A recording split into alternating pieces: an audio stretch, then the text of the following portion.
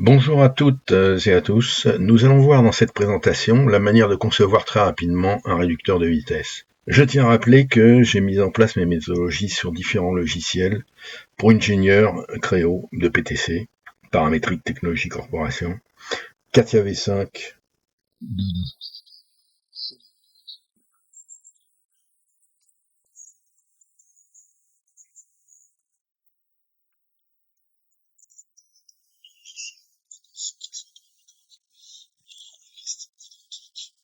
quel que soit le logiciel. De nos jours, les logiciels de CAO deviennent presque tous paramétriques. Certes, quelquefois avec plus ou moins de succès, de performance et d'efficacité, suivant les cas. Mes méthodes montrent comment on peut mettre en place de l'intelligence artificielle au service de la conception. Et la démarche intellectuelle est la même que l'on fasse de la conception de réducteurs, de boîtes de vitesse, de meubles, d'immeubles, d'escaliers, de bracelets, de chevalerie, de pompes, de jeux d'échecs, de machines de packaging, d'architecture, de cycles, de vélos, etc. Ce que j'ai déjà largement démontré. Et là aussi, je renvoie à mon livre. Je précise qu'en mettant cela en place dans une grande société du groupe Safran, j'ai divisé par plus de 10 fois les temps et coûts d'études et de conception, ainsi que les coûts de développement. Nous allons voir maintenant comment mettre en place une suite de pignons, d'ensemble pignons et roulements, de façon à réaliser soit une chaîne cinématique, soit un réducteur. Une chaîne cinématique étant une suite de pignons dont les arbres sortent vers l'extérieur d'un carter pour entraîner des équipements. Un réducteur étant un ensemble destiné à une réduction de vitesse. Bien, nous allons voir maintenant comment on monte très rapidement un projet d'une chaîne cinématique ou d'un réducteur constitué de pignons avec roulement, et à partir du moment où on a stocké en bibliothèque ce sous-ensemble. Ce sous-ensemble, on le copie n fois avec en emmenant son 2D associé, n fois, c'est-à-dire autant de fois qu'il faut pour constituer la chaîne ou le réducteur objet du projet. Donc ici, ça veut dire que on l'a copié une fois, deux fois, trois fois, quatre fois, en renommant bien entendu, et les 2D associés de la même façon. Celui-ci est issu d'une autre bibliothèque, c'est le même genre, mais avec deux dentures. Ensuite, c'est simple, il suffit d'aligner le plan médian d'un pignon avec le plan médian du précédent. Donc voilà, on va les rétablir, on va le faire pour tous en somme. Voilà déjà un début de mise en place. Ensuite, il suffit de mettre une contrainte et rendre coaxial l'arbre d'un pignon avec le point de la ligne des pignons qui elle fera partie du carter dans lequel ils seront montés. Donc en coïncidence, l'arbre ici avec celui-là, l'arbre de celui-ci avec celui-là, et ainsi de suite. Et ensuite, il suffira d'écrire que cette longueur est égale à la somme des rayons de ces deux pignons, ou à la demi-somme des diamètres primitifs de ces deux pignons. Donc voilà, on y va.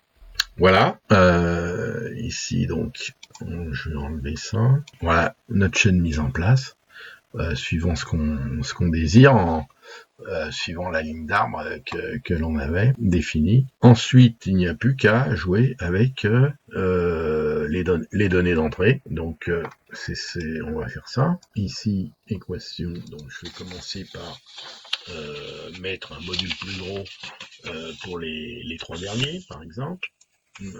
Donc ici, module 6. Module 6, voilà. Ensuite, Z1. Ensuite les nombres dedans, 61, on va mettre ici pour le A2 64. Ensuite, on va mettre les allégés, on va mettre un voile, ce qui va avoir pour conséquence d'appeler automatiquement également des trous d'allègement, hein, comme d'habitude, automatisés en dimension, en nombre et en position. On va mettre 8 et puis ici on va mettre 10. Voilà, déjà dans un premier temps. Donc on va avoir réglage des nombres de dents, des diamètres, changement de module pour ces trois-là, et allègement, hein, c'est-à-dire un voile plus les trous d'allègement. Voilà, nous voilà rendus au bout de la régénération, et le résultat qui correspond au résultat demandé, hein, voilà, en vue de dessus, voilà. Bon, bien entendu, ici, on peut vérifier pour chacun si on appelle le 2D, qui se remet à jour en fonction du 3D qui le commande. Voilà. Là maintenant, je vais changer le module. Ici sur ces trois engrenages, sur ces trois pignons, le module est de 6 mm, je vais le passer à 9. Le diamètre des pignons est proportionnel au module. Voilà. Nous voilà rendus avec l'augmentation du module. Maintenant, je vais faire une simulation de changement de nombre de dents, les diamètres des pignons étant proportionnels directement au nombre de dents. Donc, je vais augmenter celui-là, diminuer celui-là et augmenter celui-ci. Voilà, donc j'augmente celui-ci à 50 dents, celui-là je le diminue à 40 dents, celui-là je l'augmente à 90 dents. Voilà, la régénération est terminée.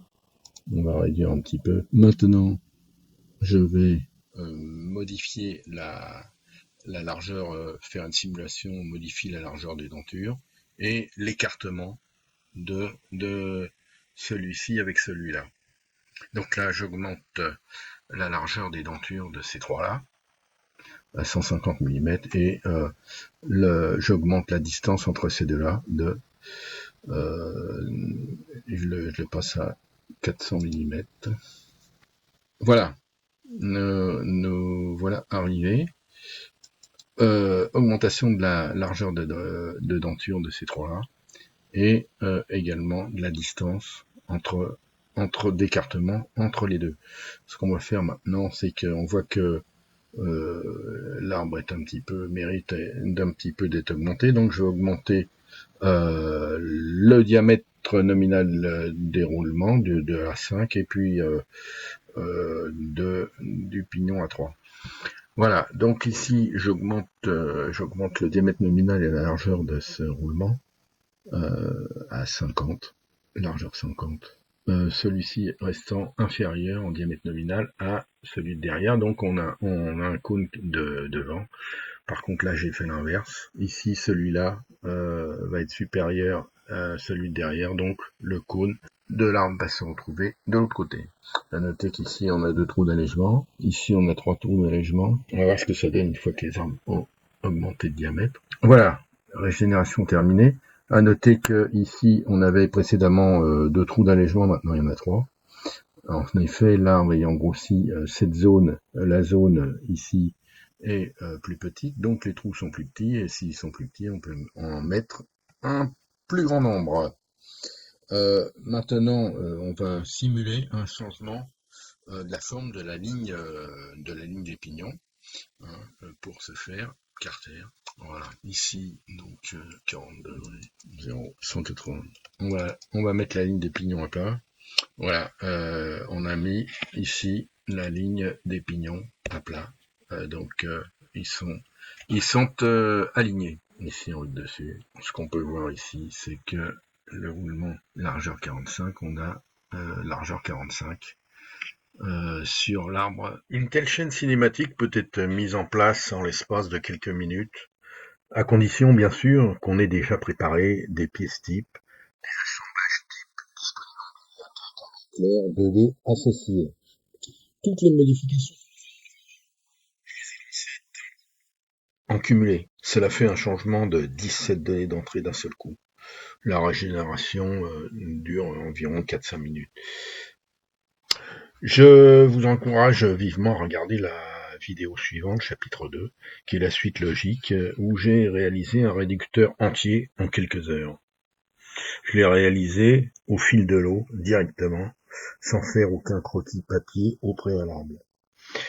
Je n'ai eu à faire que quelques réflexions sur le papier à la fin pour paramétrer les chaînes de côte axiales. Bien évidemment, comme je l'ai dit plus avant, cela sous-entend qu'on met en place en bibliothèque des pièces types et des assemblages types et des 2D types.